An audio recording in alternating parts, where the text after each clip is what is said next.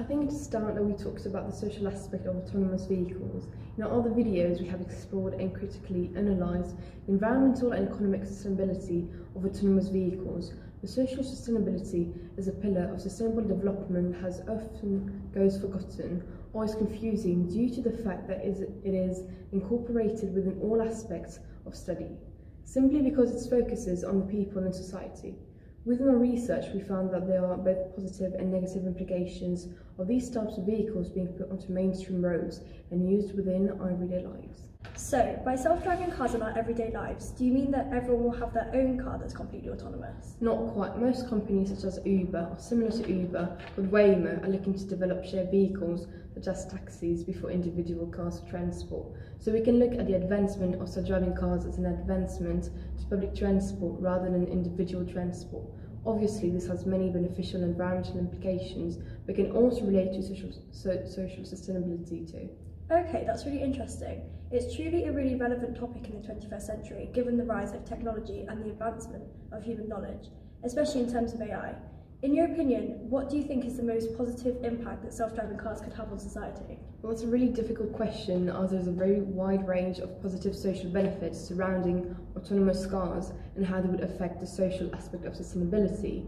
These include increased accessibility for growing minority groups such as the disabled and the aging population, as well as heightened safety and reduced stress in comparison to contemporary cars. It's interesting that you would mention an increased accessibility first and foremost. I had read that 35 million people in the USA have vision impairment problems, and so self-driving cars would surely be beneficial for them. This will allow older people to be much more mobile, which is definitely a positive in terms of social sustainability, as it can help to improve people's quality of life. Yes, and it would also increase safety dramatically. For example, 90% of road accidents are due to the cause of human error. So obviously, an AI-controlled car would prevent human mistakes. 1.3 million people are killed on the roads each year around the world as of 2018. So an impact that self-driving cars would have is a reduction of these deaths. Isn't there something called zero vision, which is centred around eliminating traffic fatalities and injuries by 2050? Autonomous vehicles will act as a catalyst to achieve this goal, surely? Oh, definitely. Cars are currently being developed and tested, such as the Google car, can eliminate human error and perception difficulties with the help of radars, cameras and aerials to give geolocation mapping, just to name a few. This makes them significantly safer. But the main problem that springs to my mind is the problem of how the car will actually judge how to act in certain situations. Obviously, human decision-making is very diverse and complex and can vary depending on what type of person you are, where you grew up, so on and so forth. So what about autonomous cars? So the ethical decision-making of autonomous vehicles is definitely a contested and intensely discussed topic for the developers of these cars. So as you were saying, the decisions people make vary from person to person and from culture to culture. So there was a study done with 2.3 million people called the Moral Compass, in which respondents were presented with 13 different scenarios and asked to judge how they would act in certain situations. These kind of studies will help developers of the AI of autonomous vehicles to develop a universal moral code which is suitable for a wide range of different people. I've seen that study and I found it fascinating that certain cultures made preferences for certain types of people. We have a graphic which explains this phenomenon rather well. We will put it onto the screen for you now to look at.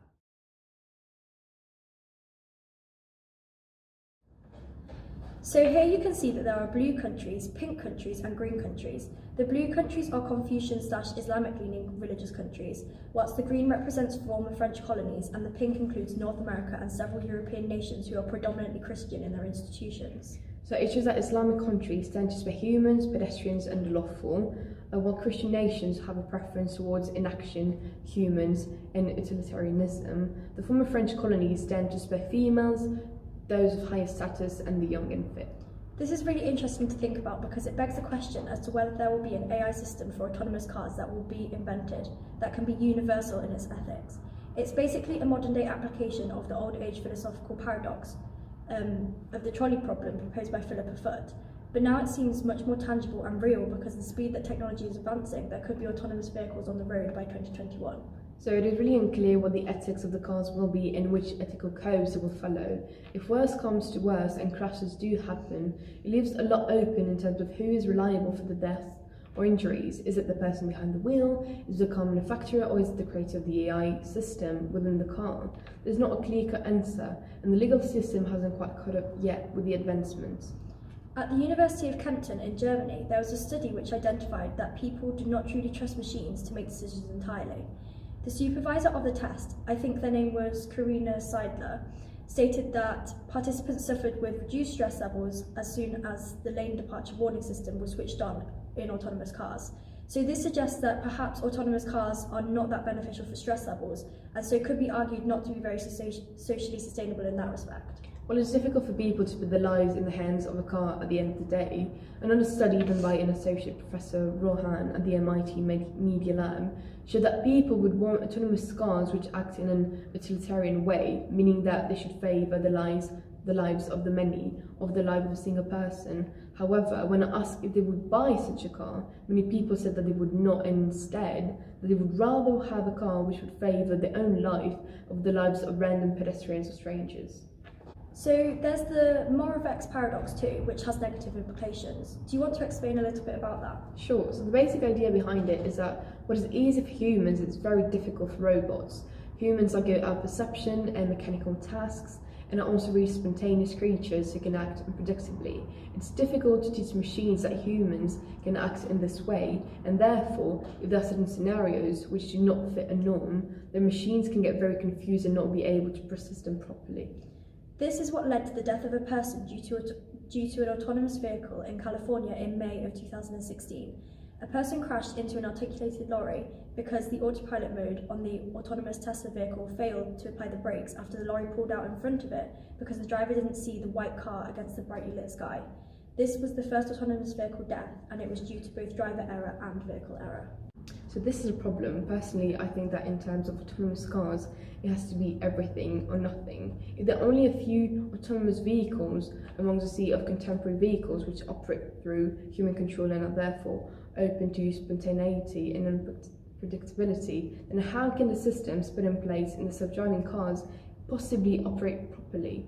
If all cars become autonomous, then there has been research to suggest that we would not even need traffic lights, as the cars would be intelligent enough to communicate between each other and be connected through the cloud. This would be far more safe, as human error is completely taken out of the equation, and instead everything would run as if it were an algorithm or a kind of computer program. Okay, so this discussion is important at a macro level, meaning that it focuses on individual lives, but what about from a wider perspective? A question that comes to mind is the job losses that will occur due to rapid transition away from certain types of transport in favour of autonomous cars. For example, many people choose to use public transport due to the fact that they can do other things whilst being on their journey. However, with the rise of autonomous cars, people will be able to do this from the comfort of their own individual car. This means that perhaps train drivers and bus drivers will lose their jobs maybe. Yes, and delivery drivers and heavy truck drivers being the most affected. There's another graphic that I will put on the screen to explain this problem.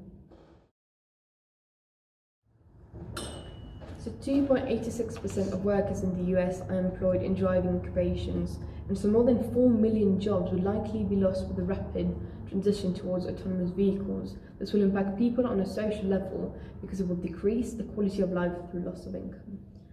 Although I hate this terminology, but delivery driving is known as an unskilled occupation, with people employed in this sector having only a high school level of education, with just over 93% of those workers not having a college degree.